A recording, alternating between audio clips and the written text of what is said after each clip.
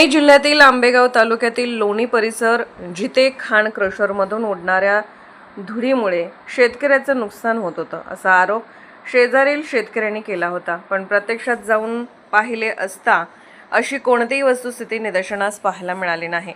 त्यामुळे नक्की खोटे आरोप व तक्रारी कोणत्या उद्देशाने केल्या जात होत्या हे प्रत्यक्ष पाहणी केल्यावर निदर्शनास आले।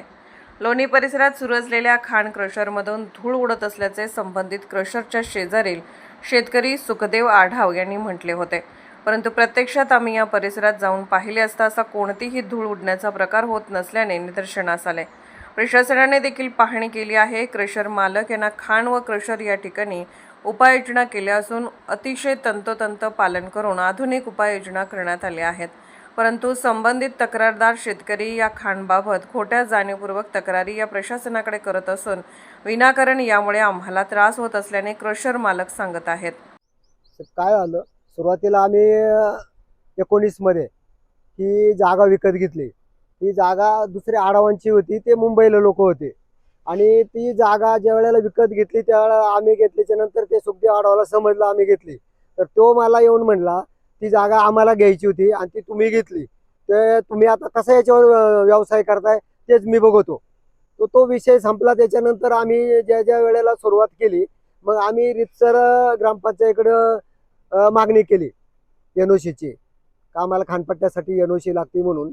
तर त्यांनी आम्हाला रितसर त्या संबंधित सरपंच आणि ग्रामसेवकांनी आम्हाला ग्रामपंचायतीची एनओसी दिली। आम्ही तो कागदपत्राचा पाठपुरावा करून कलेक्टर ऑफिसला तिकडे खनिकर्माला देऊन आम्हाला रितसर खानपट्टा मिळाला। नंतर आम्ही क्रेशर चालू केलं आणि ज्या वेळेला क्रेशर चालू करायचं त्यावेळेला लाईटीचा विषय आला। त्याही वेळेला या सुखदेव आढावने आम्हाला 10 पोल एक्स्ट्रामधून लाईन आणून नाही दिली, 10 पोल एक्स्ट्रा टाकायला लावले आणि बाजूनं लांबून लाईन आणायला लावली। प्रत्येक गोष्टीमध्ये सुरुवातीपासून हा सुखदेव आम्हाला त्रासच देतो, पण आम्ही व्यावसायिक मंडळी असल्यामुळं आम्ही काय त्याला उलटा कधी प्रत्युत्तर नाही दिलं। पण नंतर आम्हाला खूपच झालं, आमच्या डोक्याच्या बाहेर विषय गेला, इतका त्रास झाला आम्हाला। प्रशासनाकडून पण भरपूर वेळा सांगण्यात आलं। मग त्या पद्धतीनं आम्ही आमच्या क्रेशरवर शिरूर तालुक्यात नाही, आंबेगाव तालुका पुणे जिल्ह्यामध्ये आमच्या क्रेशर सारखी सुधारणा कुठल्याही क्रेशरवर नाही। आम्ही रस्ता कॉन्क्रिटीकरण, रस्त्याला स्प्रिंकलर, त्याच्यानंतर आतमध्ये क्रेशर सुद्धा, क्रेशरमध्ये होगन सिस्टीम, अशी पाण्याची सिस्टीम 50 फूट पर्यंत लांब पाणी उडतंय असे आम्ही 4 त्या होगन सिस्टीम बसवल्या। टोटल रस्त्याला पाण्याची सिस्टीम वापरली स्प्रिंकलरच्या माध्यमातून। चारही बाजूने झाडं लावली। आमच्या क्रेशरला आमची जेवढी हद्द आहे साहेब तुम्ही स्वतः डोळ्यानं बघा, सगळ्या हद्दीच्या कडेने आम्ही तार कंपाऊंड केले आणि आमच्या क्रेशर पासून जवळ 5, 25, 50 एकराचा पट्टा तुम्ही आता स्वतः तुमच्या डोळ्यांनी बघा।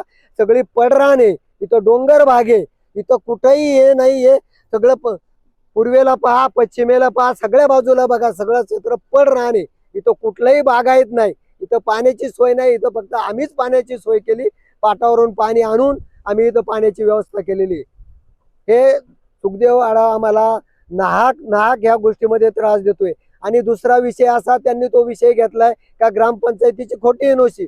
अहो खोटी जरी एनओसी असती तर आम्ही क्रेशर चालू केल्याच्या नंतर ज्यांनी एनओसी दिली त्या सरपंच आणि ग्रामसेवकांनी आम्ही 3 वर्ष क्रेशर चालवलं आमचं त्यांच्या कार्यकाळामध्ये। तर एकही दिवस ते आमच्यापर्यंत आले नाही किंवा आमची साधी तक्रार सुद्धा केली नाही का बा तुम्ही एनओसी ही खोटी घेतली म्हणून।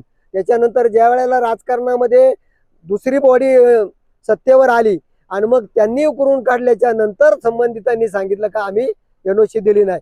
पण त्या एनओसीचा शासनाने योग्य त्या तज्ञामार्फत त्यांचा तो शिक्का, सही, लेटर पॅड याचं शहानिशा करावा आणि मग त्याच्यावर निर्णय घेण्यात यावा अशी आमची त्यांना कळकळीची विनंती। मी पुन्हा एकदा सांगतो का आम्ही आमच्या क्रेशर सारख्या सुधारणा कुठल्याही याच्यावर नाही। आणि तुम्ही जवळ पहा, आमच्या शेजारी जर झाडावर धूळ बसत नसेल तर यांच्या इतक्या लांब जाऊन धूळ कशी बसते, हा मोठा प्रश्न म्हणण्यासारखा आहे। विशेष म्हणजे सर्वप्रथम लोणी येथील क्रशर मालकाने क्रशरवर आधुनिक तंत्रज्ञान वापरून खास उपाययोजना केल्याचे दिसत आहे।